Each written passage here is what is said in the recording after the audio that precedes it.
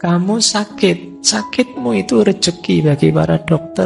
Baik dan buruk itu tidak bisa kita lihat secara sangat sempit. Allah yang paham skenario detailnya. Makanya kita diminta asrah, udah apa-apa. Dikasih pahit, dikasih enak. Allah yang tahu rahasianya. Di balik yang pahit ada hikmah yang indah yang kita tidak sadar. Sekarang kita nangis, besok kita bahagia. Mengaji hening bersama Dr. Fahrudin Faiz. Mari kita simak. Ada cerita tentang kesadaran ini. Di buku itu ada kisah tentang pecinta yang tidur.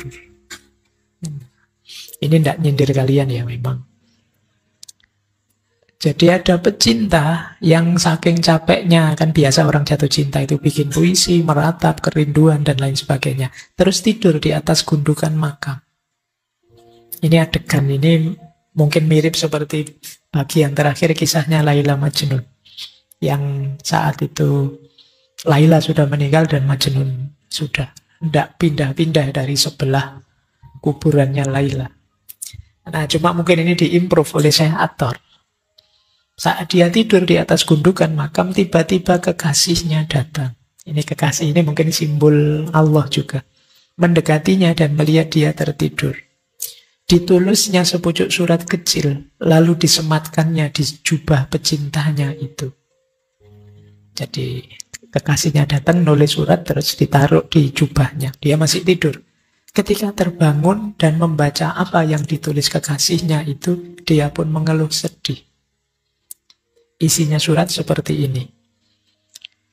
Wahai laki-laki dungu, bangkitlah. Kalau engkau berdagang, berdaganglah dan dapatkan uang. Bila engkau seorang zahid, bangunlah di malam hari, berdoalah pada Tuhan dan jadilah hambanya. Namun bila engkau seorang pecinta, malulah pada dirimu sendiri. Apa gunanya tidur bagi seorang pecinta? Di siang hari, pecinta berlomba dengan angin. Di malam hari, hatinya menyala, membuat wajahnya bersinar secemerlang cahaya rembulan. Tapi jika engkau tidak seperti itu, jangan lagi berlagak mencintai aku. Jadi, bangunlah, coba sadari siapa dirimu. Kalau engkau berdagang, ya dagang. Kalau engkau ahli ibadah, ibadahlah. Kalau engkau seorang pecinta, mencintalah. Jangan tidur. Jadi, kalau engkau tidur, ya jangan ngaku pecinta. Jika seseorang bisa tidur di tempat lain dan bukan di kuburnya, boleh kukatakan dia seorang pecinta, tapi pecinta dirinya sendiri. Kok kamu ngaku pecinta, gaweane turu terus. Di WA gak dibales dia. Jangan ngaku pecinta. Yang kamu cintai hanya dirimu sendiri. Ini sindiran ya. Bagi para pecinta tapi pasif. Tidak menunjukkan rasa cintanya. Maka jangan jadi pecinta yang tidur. Lanjut. Lembah keempat. Lembah keempat adalah lembah kebebasan dan kelepasan. Lembah keempat. Lembah di mana tidak ada nafsu untuk memiliki atau keinginan untuk menemukan. Jadi lembah keempat ini menarik ya. Ketika orang terbebas dari dualitas hal-hal duniawi, termasuk dualitas baik dan buruk. Ini kadang-kadang menjelaskannya agak agak sulit. Gimana sih Pak bisa orang bebas dari dualitas baik dan buruk? Gambarannya begini loh. Ini beliau pakai kalimat yang jelisahnya nabi-nabi. Agar Adam dapat menerima cahaya samawi, barisan malaikat berpakaian hijau dicekam duka. Jadi untuk menyadarkan Adam akan tugas kekhalifahannya kan ada cerita protesnya para malaikat. Ini agak unik. Malaikat ini kan patuh 100%. Kok ini protes? Mayufsidu fiha wa yasfikud dima. Ini tujuannya untuk Adam. Biar dia sadar tugas kekhalifahannya dan ingat untuk tidak mengalirkan darah mengacaukan dunia. Jadi ini rasanya kayak negatif. Tapi di balik itu ada positifnya. Agar Nuh dapat menjadi tukang kayu Tuhan dan membuat perahu, ribuan makhluk tewas di perairan. Puluhan ribu nyamuk menyerang tentara Abraha agar raja itu tergulingkan. Ribuan bayi mati agar Musa dapat melihat Tuhan. Ribuan orang mengenakan ikat pinggang Nasrani agar Isa dapat memiliki rahasia Tuhan. Ribuan hati dan jiwa terampas agar Muhammad dapat bermi'raj ke satu malam. Di lembah ini tiada apapun yang baru atau yang lama akan berharga. Engkau boleh berbuat atau tidak berbuat. Jadi dualitas baik buruk itu yang duniawi di dunia ini yang kita anggap buruk dari perspektif yang berbeda bisa saja itu baik. Kamu sakit, sakitmu itu rezeki bagi para dokter. Iya kan? Ya sama. Saya patah hati Pak ditinggal pacar. Rezeki bagi temanmu yang lain yang dari sisi kamu pahit, tapi dari sisi yang lain positif. Bahkan nanti belakangan kamu tahu, alhamdulillah Pak, dulu saya putus, sekarang ada hikmahnya. Saya jadi cepat lulus, saya jadi baik dan buruk. Itu tidak bisa kita lihat secara sangat sempit. Allah yang paham skenario detailnya.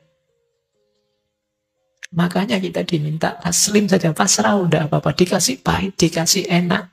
Allah yang tahu rahasianya. Di balik yang pahit ada hikmah yang indah yang kita tidak sadar. Sekarang kita nangis, besok kita bahagia. Mengalami hal yang pahit itu. Waktu dulu kita disapih oleh ibu kita, tidak disusui lagi, betapa kita nangis. Kehilangan hal yang paling berharga. Tapi sekarang kita sadar, bayangkan kalau kamu tidak disapih sampai mahasiswa. Hikmahnya luar biasa, sekedar nyampe meskipun kamu dulu nangis. Jadi hidup ini seperti itu. Ini kalau di filsafat Jawa ada istilah sastra jendro. Sastra jendro itu sastra yang level dalam, yang melihat hidup ini biasa saja, tidak usah terlalu ojo gumunan, ojo kagetan. Ada baik, ada buruk. Di balik kebaikan mungkin ada keburukan, di balik keburukan mungkin ada kebaikan yang tidak kita sadari. Jangan terikat oleh dualitas baik dan buruk. Oke. Oh, itu kalau kita bisa nyampe ke level ini, di situ kita menemukan rahasianya hidup tenang. Kita nikmati saja apa yang terjadi.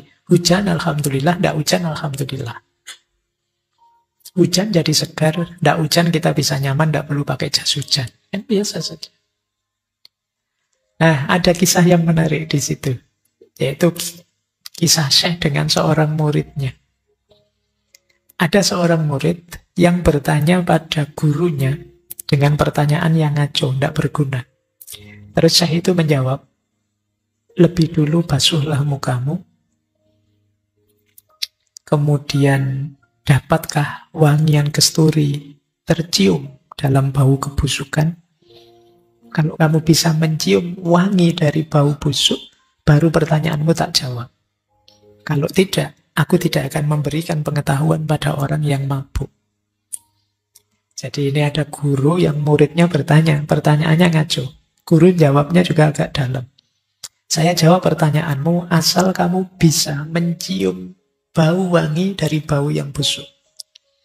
Kalau kamu bisa jawab, kamu bisa menciumnya, berarti kamu sudah, levelmu sudah bisa tak jawab pertanyaanmu. Kalau belum, ya kamu belum nyampe. Orang yang bisa mencium wewangian dari bau busuk, yaitu seperti orang bisa menemukan hikmah dari peristiwa pahit. Orang bisa menemukan yang positif dari kenyataan negatif. Ini orang yang levelnya lebih tinggi. Bandingkan dengan kita. Kalau kita kan sekarang ada sulit pun mengeluh. Bahkan kita diberi kenikmatan pun cemas. Jangan-jangan setelah ini pahit lagi. Jangan-jangan ini sementara. Wong diberi enak toh kita takut. Nah, mari kita flat saja. Ini makanya istilahnya lembah kelepasan dan kebebasan. Kita melepaskan diri dari keterikatan dualitas hidup. Senang, susah, menang, kalah. Allah itu semuanya sifatnya fana sementara. Kita temukan saja kebaikan di baliknya.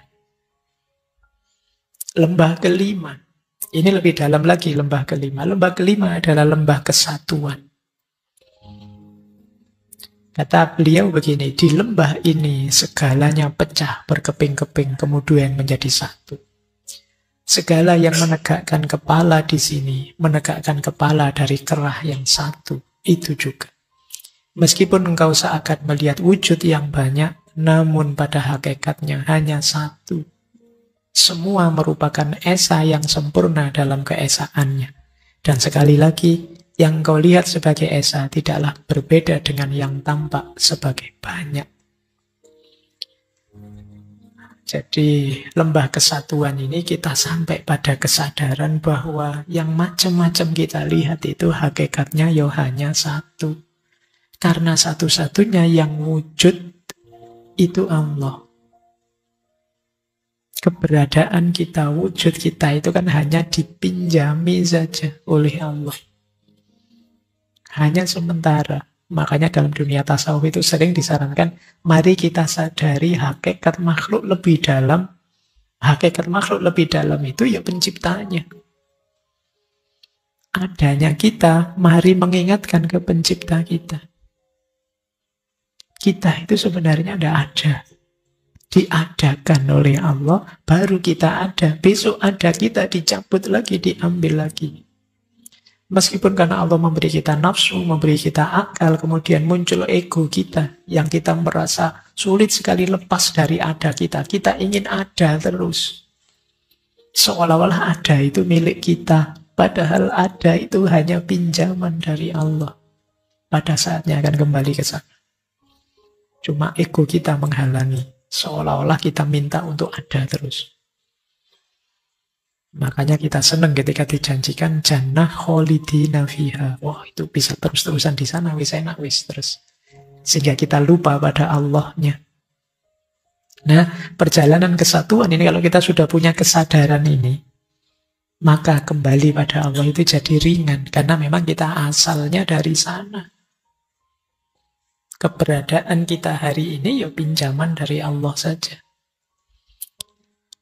Nah, ada cerita pendek di Mantikut Thoir itu ketika seorang pecinta menyelamatkan kekasihnya. Jadi ada cerita seorang wanita muda jatuh ke sungai. Kemudian pecintanya, orang yang mencintanya terjun menyelamatkannya.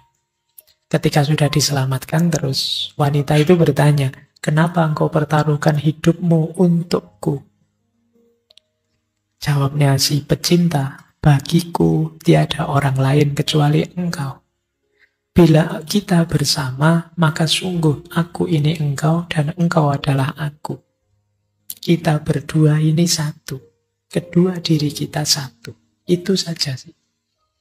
Karena aku mencintaimu, maka di pikiranku, di hatiku, orientasi hidupku, kesibukanku sehari-hari hanya tentang engkau saja. Keinginanmu adalah keinginanku. Disitulah kita menyatu. Maka kalau aku menyelamatkanmu, jangan dikira itu menyelamatkan dirimu, karena itu juga menyelamatkan aku. Kalau engkau bahagia, itu berarti juga aku sedang membuat diriku bahagia. Bila keduaan telah lenyap, kesatuan ditemukan, kata Syekh Athar. Baik. Karena itu, kan ada itu kalau teman-teman belajar Pancasila itu, kita hebat karena bersatu, bukan berdua. Kalau berdua masih beda-beda, kita ini harus bersatu karena kita sama. Baik, ini uraiannya panjang nanti. Ada buku filsafat yang bagus tentang gimana sih menyadari bahwa kita ini hakikatnya satu. Baik, kita lanjutkan. Karena waktunya. Lembah ke-6. Ini menarik. Sebelum lembah terakhir, justru di situ ada lembah keheranan atau ketakjuban dan kebingungan. Jadi di lembah ini ada keluhan bagai pedang dan setiap nafas ialah keluhan pedih. Di sana ada duka dan ratapan, ada kerinduan yang menyala. Siang dan malam tampak serempak. Di sana ada api, namun kita merasa tertekan dan tak berpengharapan. Mengapa dalam kebingungan ini kita meneruskan perjalanan? Tapi bagi yang telah mencapai kesatuan atau keesaan, dia akan lupa segalanya dan lupa akan dirinya sendiri. Jadi ini lembah menjelang akhir ketika kita masih ada sedikit ego, sedikit kesadaran tentang aku. Padahal tadi sebelumnya sudah dilebur jadi satu. Cuma ketika dilebur itu kan masih dua yang menyatu. Nah sekarang di lembah ke-6 mulai ada. Ini sebenarnya aku ini ada apa enggak sih? Yang disebut lembah kebingungan dan ketakjuban. Adakah engkau atau tidak ada? Apakah engkau merasa ada atau merasa tidak ada? Apakah engkau di tengah jalan atau di tepian? Apakah engkau fana atau kekal? Orang yang sudah nyampe fase sebelumnya, dia akan menjawab, aku tidak tahu apa-apa, aku tidak mengerti apa-apa, aku tidak sadar tentang diriku. Aku dalam cinta, tetapi dengan siapa aku tidak tahu. Hatiku sangat penuh, sekaligus sangat hampa oleh cinta. Jadi di sini titik terakhir ketika kesadaran aku larut dalam kesadaran dia. Jadi mulai ini, haruskah aku tetap ada atau tidak ada? Lama ini makanya lembah keheranan dan kebingungan.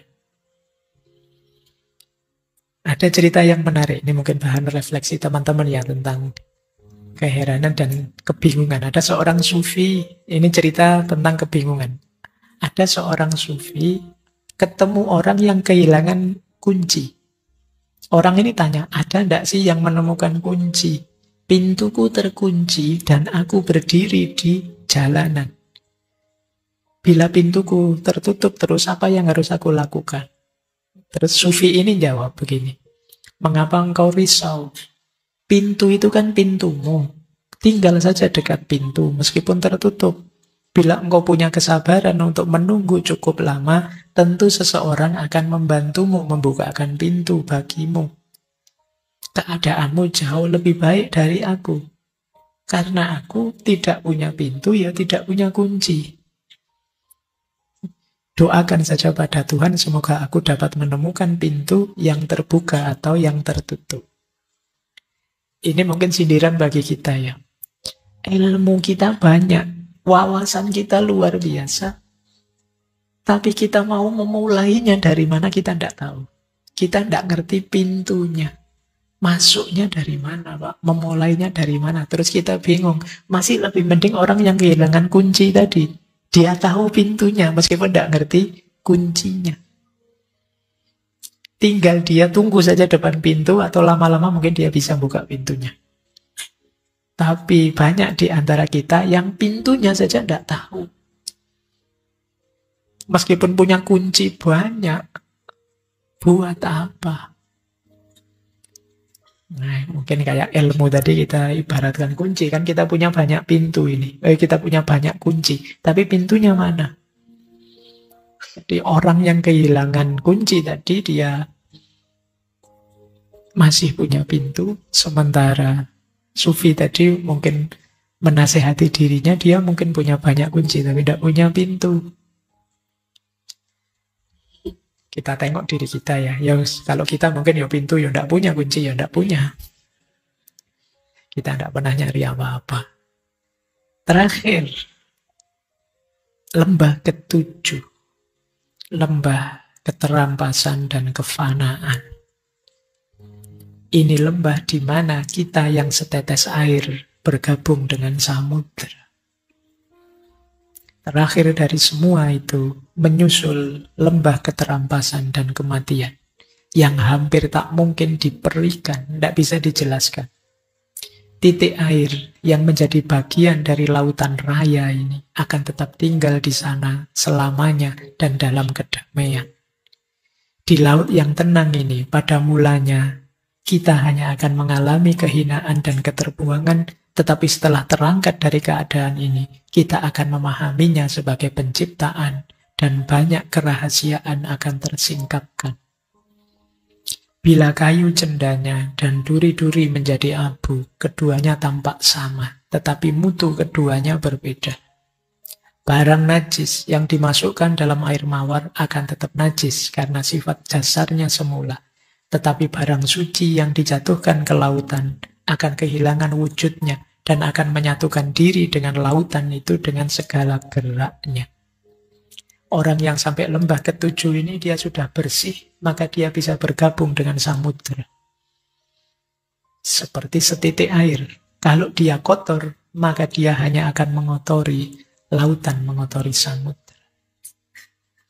Oleh karena itu, di sini kita, ini kalau bahasa tahu kita sudah fana, kita lenyap ditelan oleh kesejatian. Dengan berhenti ada secara terpisah, dia akan mendapatkan keindahannya. Dia ada dan tidak ada. Bagaimana hal ini mungkin terjadi? Pikiran tidak dapat membayangkannya. Jalani saja, kita akan sampai di titik ini kalau kita memang tekun mendaki dan mendapatkan ridhonya. Ini lembah terakhir, kita menyebutnya fana. Lenyapnya diri kita, yang tersisa hanya Allah saja, hanya Tuhan saja. Dalam ekstase kebahagiaan yang luar biasa karena diri kita, ego kita musnah, kadang-kadang muncul kalimat-kalimat yang bagi level kita ini kalimat yang bahaya. Seperti Syekh Abu Yazid Bustami yang sampai bilang Subhani, Subhani, Maha suci aku, Ana al-haq seperti al-halaj. Ini ada di makom ini. Jadi bukan manusia yang ngaku Tuhan, tapi diri yang sudah lenyap bersatu dengan Tuhan. Ini level lembah ketujuh. Nah, ternyata perjalanan dari lembah pertama sampai lembah ketujuh itu tidak sesimpel saya jelaskan sekitar 30 menit tadi. Ribuan burung yang menuju Tuhan hampir semuanya lenyap. Banyak yang hilang di lautan. Ada yang binasa di puncak gunung-gunung tinggi, tersiksa oleh dahaga. Ada yang terbakar sayapnya. Ada yang hatinya mengering karena api matahari. Ada yang dimangsa harimau. Ada yang mati kelelahan di gurun dan hutan belantara dengan bibir kering dan tubuh kepanasan. Ada yang menjadi gila dan saling berbunuhan karena sebutir jawawut. Jawawut, kalau teman-teman ngerti ya. Ini akar kata Jawa. Makanan khas Jawa. Ada pula yang karena lemah oleh penderitaan dan keletihan jatuh di jalan dan tak kuat melanjutkan perjalanan yang lebih jauh lagi. Yang lain, ada yang takjub terpesona oleh apa yang mereka lihat, berhenti di tempat itu, melongo, tercengang. Dan banyak yang berangkat hanya karena ikut-ikutan, ingin tahu dan mencari kesenangan, akhirnya tewas tanpa mendapat gambaran tentang apa yang mereka cari dalam perjalanan yang mereka mulai tempuh itu. Dari burung yang beribu-ribu, hanya 30 saja yang sampai ke tujuan perjalanan. Jadi terakhir hanya tinggal 30 yang bisa ketemu Simurah. Jadi mereka masuk, nanti ada ceritanya, buka gerbang, masuk, ketemu Simurah.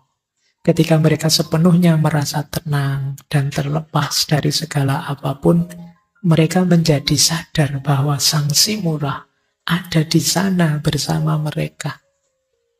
Matahari keluhuran memancarkan sinarnya, dan dalam saling merenungi wajah sesama mereka, 30 burung dari dunia luar ini menatap Sang Simurah dari dalam. Dari dalam itu ada di kedalaman diri. Ini amat menakjubkan.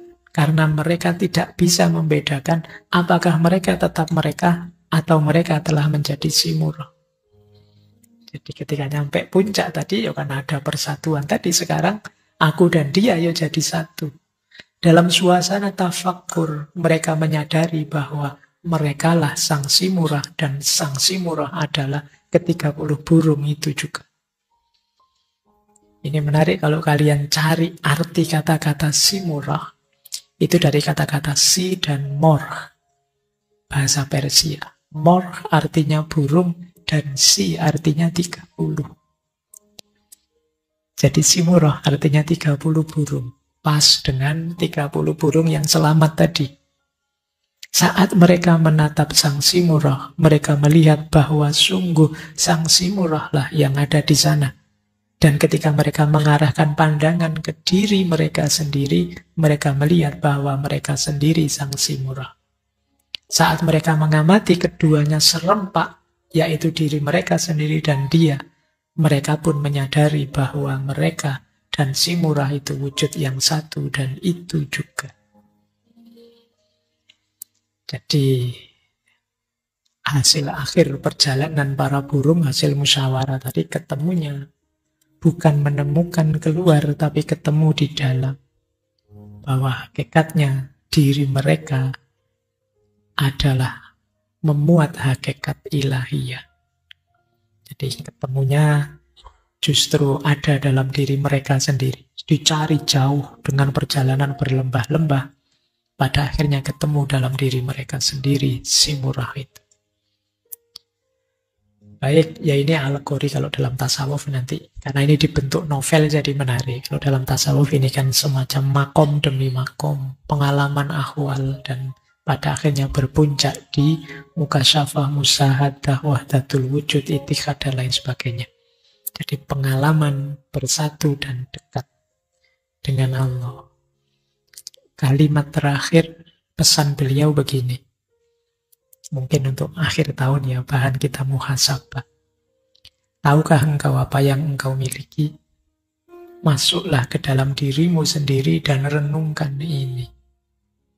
Selama engkau tidak menyadari kenihilanmu, kita ini sebenarnya tidak ada, kita ini sebenarnya nihil. Dan selama engkau tidak meninggalkan kebanggaan dirimu, kesombongan dan cinta dirimu, engkau tidak akan dapat mencapai puncak kebanggaan. Di jalan itu engkau tercampak dalam kemusnahan dan sekaligus terangkat dalam kehormatan. Dan kini ceritaku pun selesai. Tidak ada lagi yang mesti aku katakan. Baik, jadi ini pesan terakhir dari Mantikut Thoir. Ini karya terakhir dari beliau. Nanti setelah ini beliau mengalami peristiwa pahit karena terbunuh oleh pasukan Mongol yang menyerang dinasti Seljuk di Nishapur. Baik ya teman-teman, seperti saya bilang di awal, mungkin agak berat perjalanan sedalam ini di level kita. Tapi bukan berarti kita tinggalkan sepenuhnya. Mari pelan-pelan kita menuju ke rute paling hakiki kehadiran kita di muka bumi ini, yaitu kembali kepada Allah. Bulan ini kita belajar dari 4 tokoh besar tentang bagaimana meniti jalan menuju Allah. Semoga sedikit-sedikit membantu kita untuk menumbuhkan kesadaran. Karena kita tidak tahu melalui pintu yang mana, melalui titik peristiwa apa nantinya kita benar-benar sadar dan berani menempuh perjalanan yang berat dan penuh resiko seperti digambarkan oleh Syekh At-Tor tadi. Oke, saya kira itu agak belandang sedikit, mohon maaf. Harusnya jam 10 tapi ini 10 lebih, 10 enggak apa-apa ya. Karena perjalanannya agak jauh menuju Tuhan. Saya akhiri sekian dari saya, kurang lebihnya mohon dimaafkan.